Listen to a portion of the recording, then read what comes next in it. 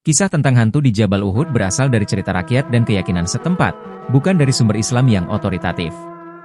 Namun, lokasinya yang syarat sejarah dan peristiwa besar membuat Jabal Uhud sering dihubungkan dengan hal-hal mistis. Berikut adalah versi cerita yang sering diceritakan. Latar belakang Jabal Uhud.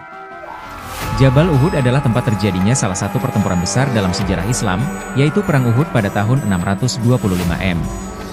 Dalam pertempuran ini, umat Islam mengalami kekalahan besar, dan banyak sahabat Nabi gugur, termasuk Hamzah bin Abdul Muthalib, paman Nabi Muhammad SAW.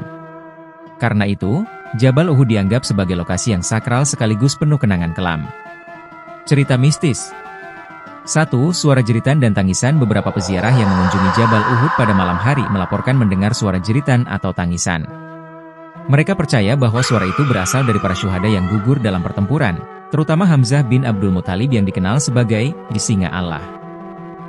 Namun, dalam pandangan Islam, ini kemungkinan lebih kepada sugesti daripada kenyataan.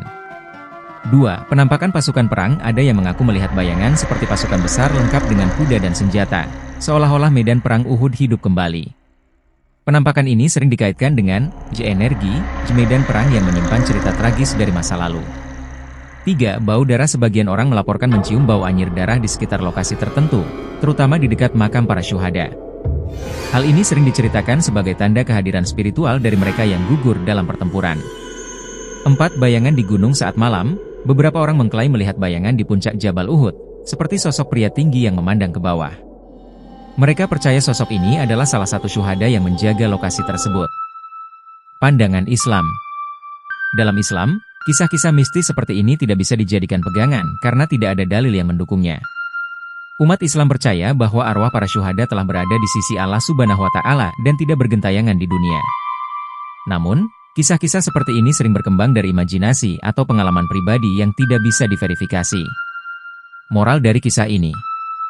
Terlepas dari cerita seramnya, Jabal Uhud adalah pengingat perjuangan dan pengorbanan umat Islam awal. Kisah ini mengajarkan keberanian, kesetiaan, dan kesabaran dalam menghadapi ujian, sehingga tidak perlu terlalu terfokus pada sisi mistisnya.